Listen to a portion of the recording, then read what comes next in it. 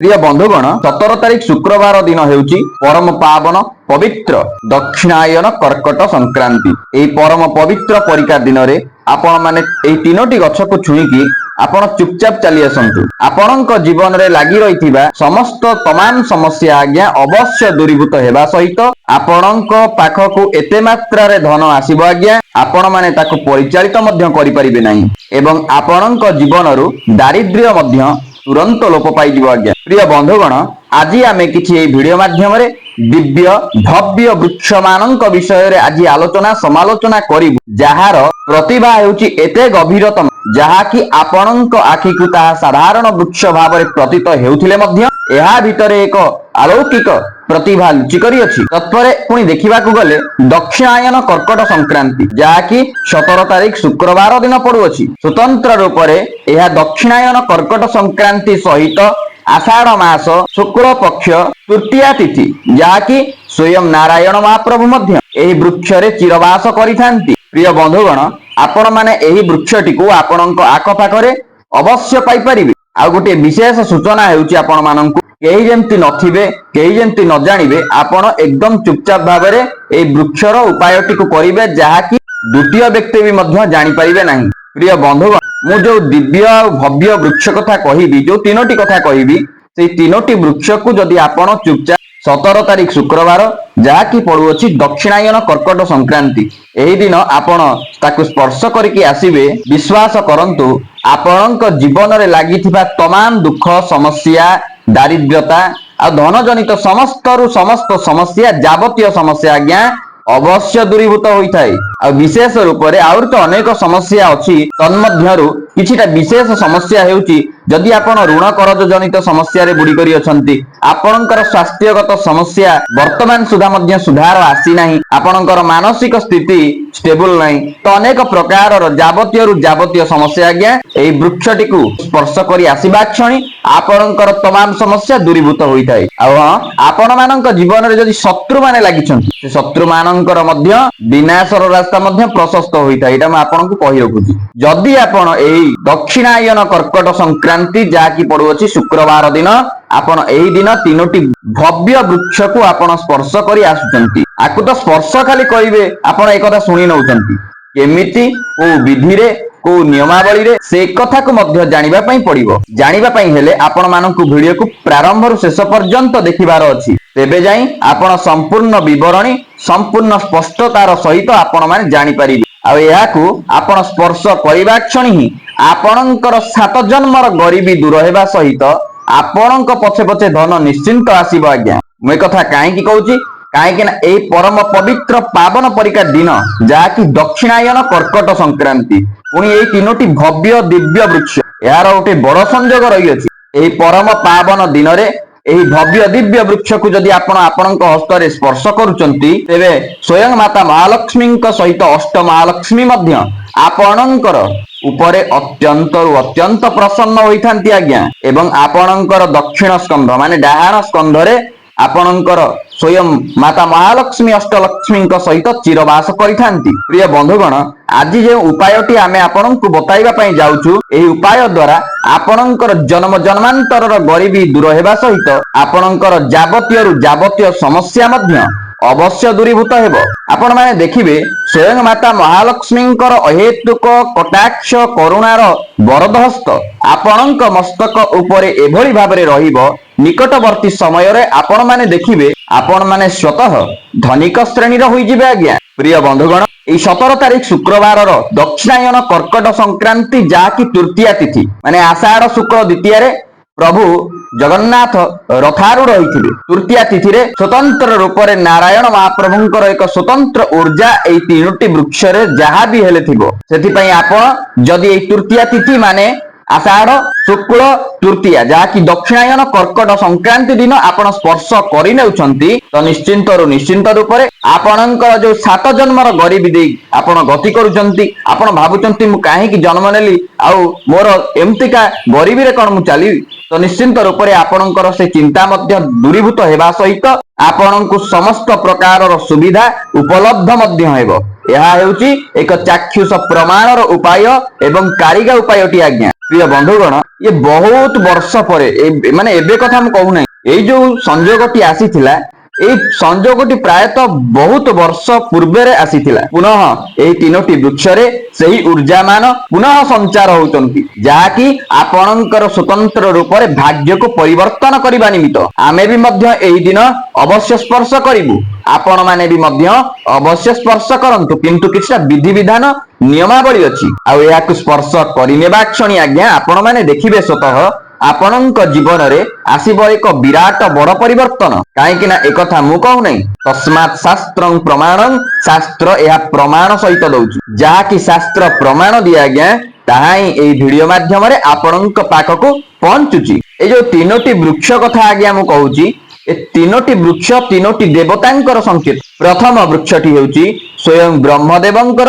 ଦ୍ୱିତୀୟ ବୃକ୍ଷଟି ହେଉଛି ସ୍ୱୟଂ ଜଗତ ପାଳକ ନାରାୟଣ ମହାପ୍ରଭୁ ଏବଂ ତୃତୀୟ ବୃକ୍ଷଟି ହେଉଛନ୍ତି ସଂହାର ଦେବ ଶିବ ଶକ୍ତି ଯାହାକି ହେଉଛନ୍ତି ସ୍ୱୟଂ ଶାମ୍ବ ଶିବ ମହାଦେବ ଯାହାକି ହେଉଛି ତିନୋଟି ବୃକ୍ଷ ଏହି ତିନୋଟି ବୃକ୍ଷ ତିନୋଟି ଦେବଙ୍କର ପ୍ରତୀକ ଆଜ୍ଞା ପ୍ରିୟ ବନ୍ଧୁଗଣ ଆପଣମାନେ ସେଇ ଉପାୟଟିକୁ ଜାଣିବା ପୂର୍ବରୁ ସେ ଉପାୟଟିକୁ କରିବା ପୂର୍ବରୁ ତ ଆପଣମାନଙ୍କୁ ଏତିକି ରିକ୍ୱେଷ୍ଟ ଆପଣମାନେ ଯଦି କିଛି ଫାଇଦା ପାଉଛନ୍ତି ଆପଣମାନେ ଭିଡିଓଟିକୁ ପ୍ରାରମ୍ଭରୁ ଶେଷ ପର୍ଯ୍ୟନ୍ତ ଦେଖନ୍ତୁ କାହିଁକି ନା ଆପଣ ଯଦି ଅଧା ଅଧୁରା ଜ୍ଞାନ ଦେଖିବେ ଆପଣ ସ୍କିପ୍ କରିନେଇ ଖାଲି ଉପାୟଟିକୁ ଦେଖିଦେବେ କେଉଁ ବୃକ୍ଷ ସେଇ ଯୋଉ ତିନୋଟି ତ ଆପଣମାନେ ଖାଲି ଉପାୟଟି ଦେଖିଦେଲେ ଛୁଇଁ ଦେଇ ପଳେଇ ଆସିବେ ତ ତା କାରିଗରୀ ବିଦ୍ୟା ହେବ ନାହିଁ କିଛିଟା ନିୟମାବଳୀ ବିଧିବିଧାନ ଆପଣଙ୍କୁ କହିବାକୁ ଯାଉଛି ଏହି ଭିଡିଓ ମାଧ୍ୟମରେ ଯାହାକୁ ତଦନୁଯାୟୀ ଯଦି ଆପଣ କରୁଛନ୍ତି ତ ନିଶ୍ଚିନ୍ତ ରୂପରେ ଆପଣଙ୍କର ଭାଗ୍ୟ ଏକ ଚମତ୍କାର ଭାଗ୍ୟ ହେବାକୁ ଯାଉଛି ଆଉ ସେଇଥିପାଇଁ ମୁଁ ଆପଣଙ୍କୁ ଆଗରୁ ରିକ୍ୱେଷ୍ଟ କରି କହୁଛି ଆପଣମାନେ ଦେଖିବାକୁ ଆସିଛନ୍ତି ତ ବିଧିବଦ୍ଧ ଭାବରେ ଦେଖନ୍ତୁ ଏବଂ ବିଧିବଦ୍ଧ ଭାବରେ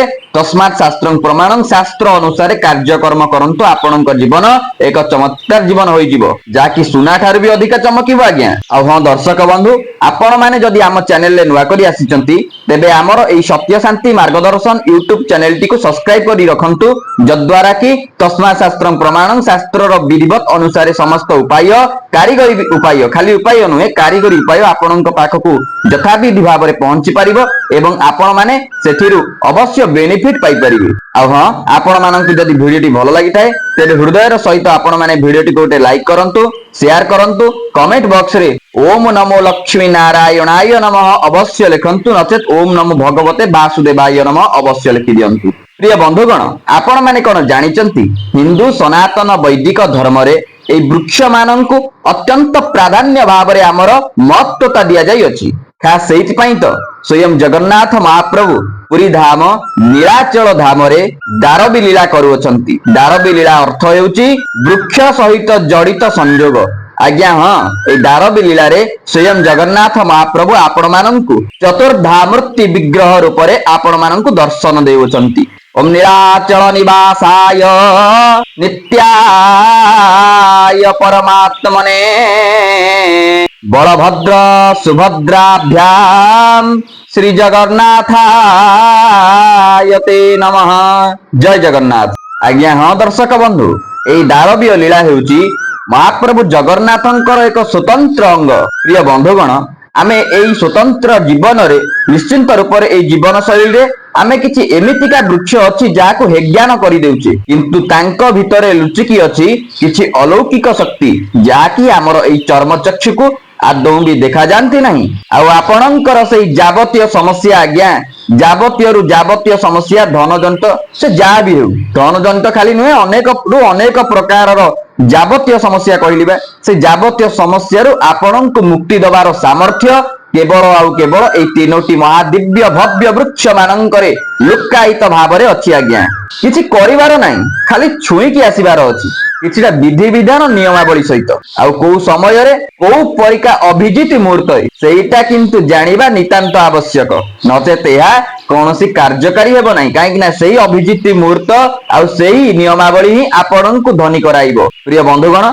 आज भी एमिति किछि व्यक्ति विशेष अछंती जेउ माने कि खाली औषधीय रूप रे एई तीनोटी वृक्षଙ୍କୁ व्यवहृत करंती नाही बरं सेमाने मध्य पूजा अर्चना करूअछंती एबे मध्य ଏହା आपणଙ୍କର ଗୁରୁତ୍ୱର ରୋଗ ମଧ୍ୟ ଆପଣଙ୍କ ଶରୀରରେ ହୋଇଥିବା ସମସ୍ତ ବ୍ୟାଧିକୁ ଖଣ୍ଡନ କରିଥାଏ, ଯାହାକି ବେଦୋକ୍ତ ପ୍ରମାଣ ଏବଂ ଔଷଧୀୟ ଚରକ ସଂହିତା ମଧ୍ୟ ଏହା ଯଥେଷ୍ଟ ରୂପରେ ପ୍ରମାଣ ଦେଉଅଛନ୍ତି। ତ ପ୍ରଥମ କଥା ଆପଣ ଜାଣି ନିଅନ୍ତୁ, ଆପଣଙ୍କ ମନରେ ଗୋଟିଏ ଉଦ୍ବେଗନା ହେଉଥିବ ଏବଂ କିଛି ଡାଉଟ ହେଇଥିବ ଯେ କୋଉ ଅଭିଜିତ ମୁହୂର୍ତ୍ତରେ ତାକୁ ଛୁଇଁବାକୁ ପଡିବ।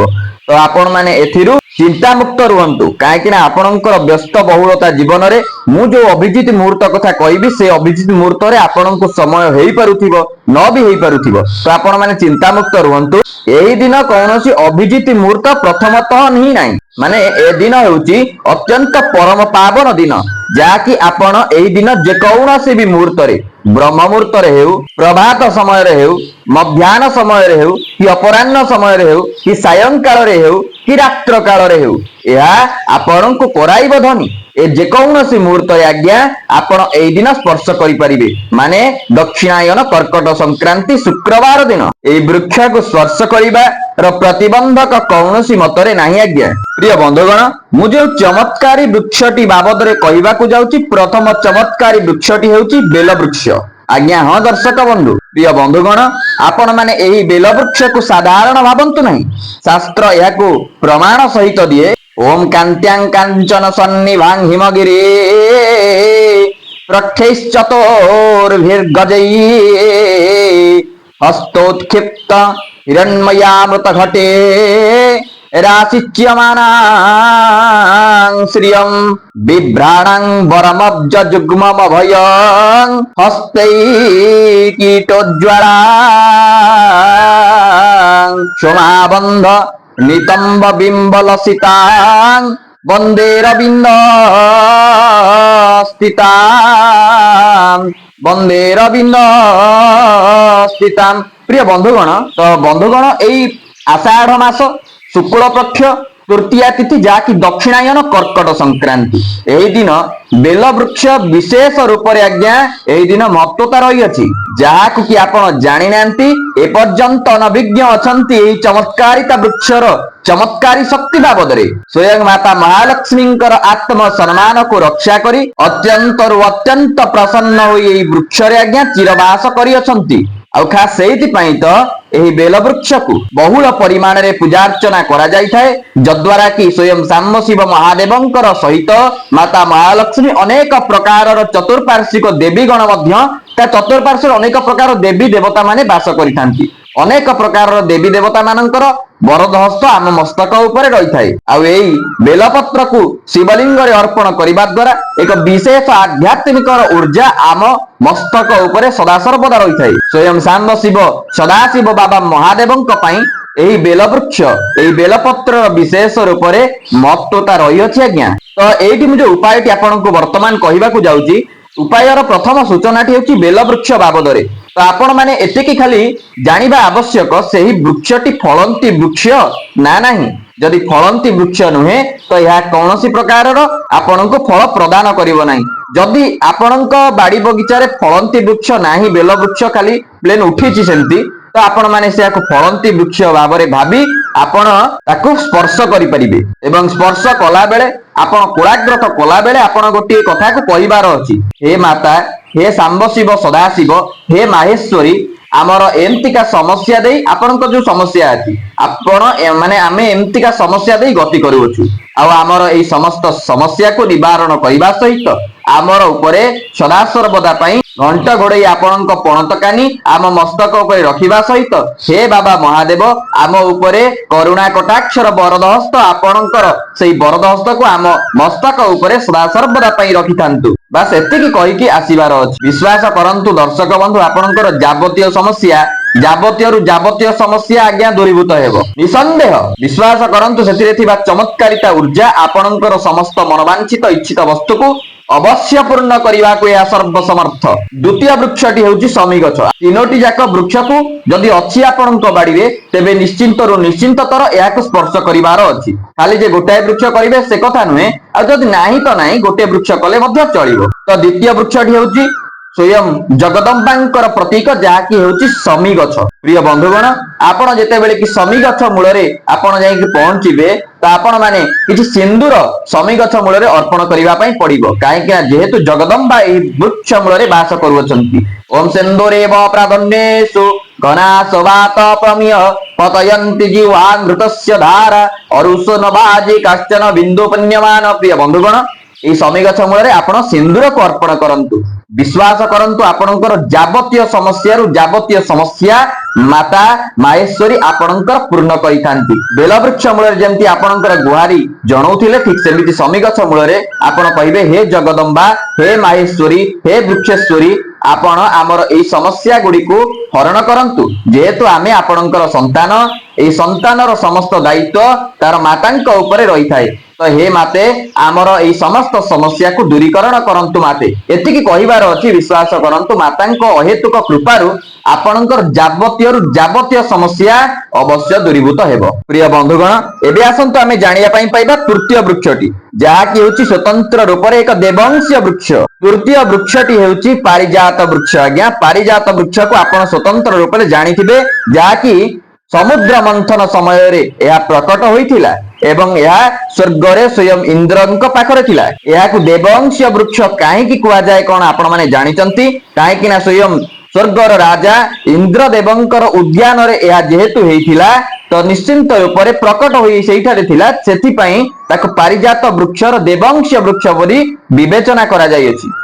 आ जे कौनसी व्यक्ति मोटे कथा छोट कथा मन रखिथान छोट नु एटा बहुत बड़ कथा आपण माने उपवास करूछंती एकादशी करूछंती सोमवार के करूथिबे कि मंगलवार व्रत करूथिबे उपवास करूथिबे आपण उपवास करिकि जदि एई वृक्ष को स्पर्श करूछंती विश्वास करंतु आपणकर शरीर अंग प्रत्यंगर प्रत्येकटी कांत शरीर को अंग को यह शक्ति प्रदान करिबा सहित आपणकर जो जो इष्ट किंबा इष्ट देवी प्रति आपण करूचंती तांकर अहेतुक आशीर्वाद को यह प्राप्त कराई थाए एही वृक्ष। आ जदि आपण कर्कट संक्रांति दिन आपण स्पर्श करूचंती तेबे निश्चिंत रूप रे एही गुहारी पूर्वक एही गुहारी जो कहि दी आपण से गुहारी सेमति कहिबे हे स्वर्गीय वृक्ष पारिजात आमर एई समस्या को आपण दूरीकरण करंतु। यह जेहेतु एक देवंशीय वृक्ष आपणकर समस्त समस्या को यह दूरीकरण करिबा को सर्वसमर्थ।